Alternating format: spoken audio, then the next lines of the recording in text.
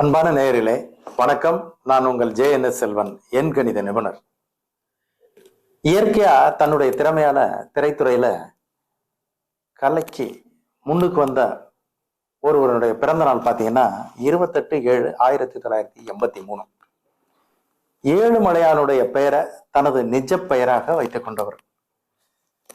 இவருடைய அப்பா ஒரு இயக்குனர். இவரு சமீபத்துல பி ஆகாஷ் அப்படின்றவருடைய தயாரிப்புல ஒரு படம் நடிக்கிறார். அந்த திரைப்படத்தை தயாரிக்க நிறுவனத்தினுடைய பெயர், அந்த ஆகாஷனுடைய நிறுவனம் டான் பிக்சர்ஸ் அப்படின்னு ஒரு பேர். இந்த நிறுவனத்தின் மூலமா தான் இந்த கதாநாயகன் நடித்து வெளிவரப்போகுது ஒரு படம். இந்த படத்தை திரையிட போறவங்க பாத்தீங்கன்னா ஒரு உலக புகழ்பெற்ற ஒரு நிறுவனம், ரெட் ஜெயண்ட் மூவிஸ்.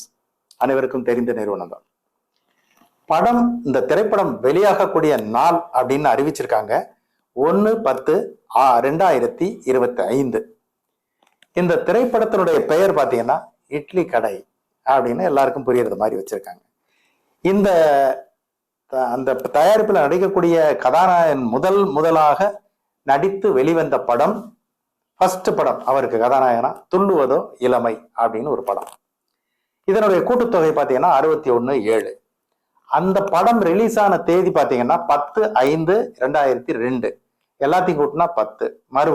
முதல்லையும் 10, மறுபடியும் 10. துள்ளுவதோ இளமை கூட்டுத்தொகை 7.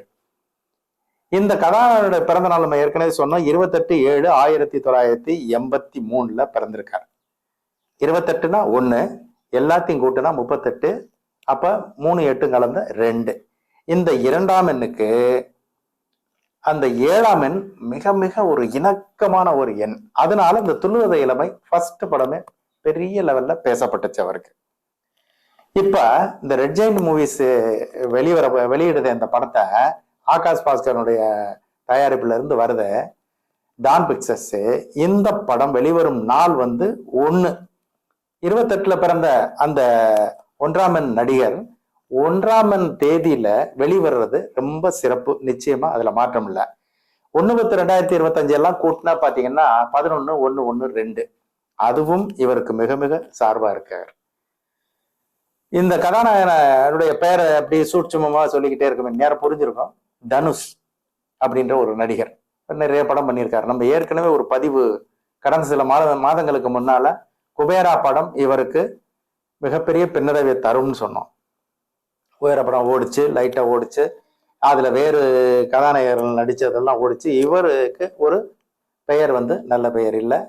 தமிழ்ல வசூலும் ரொம்ப குறைவா தான் இருந்துச்சுன்றது எல்லா சென்சஸ்ல சொல்றாங்க. அது எப்படின்றது அவர்களுக்கு தான் தேக்கணும்.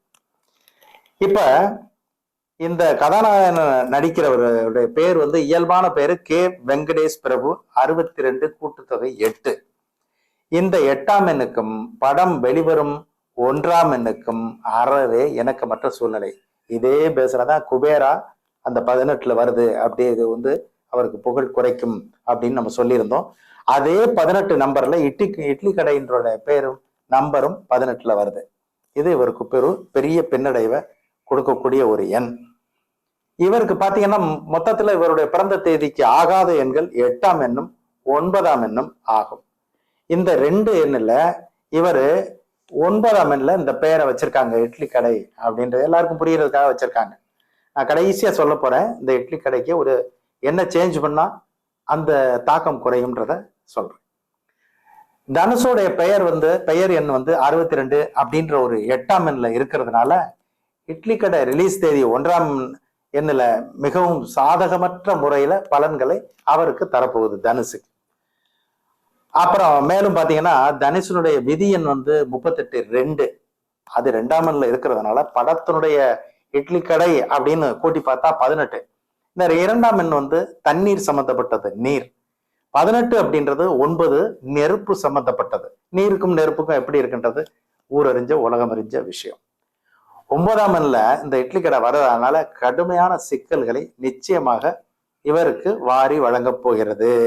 இதுல மாற்றமே இல்லை. ஏற்கனவே குபேரா பாத்தீங்கன்னா 18 8 1 8 9 குபேரோட கூட்டு எண் இப்படி நல்லா இல்லை அப்படின்னு சொல்றது ரொம்ப நாளைக்கு முன்னாலே நம்ம அந்த பதிவை கொடுத்துருந்தோம்.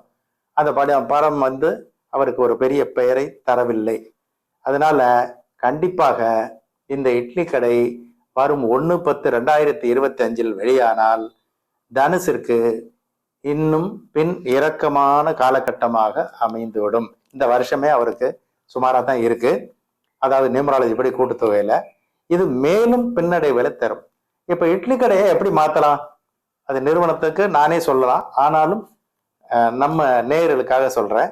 இட்லி கடைன்றத இட்லி குறைஞ்சபட்சம் இட்லி ஷாப் அப்படின்னு மாத்தினா கூட மிகப்பெரிய வெற்றி அடைய வாய்ப்பு இருக்கிறது. மீண்டும் சந்திப்போம். நன்றி, வணக்கம்.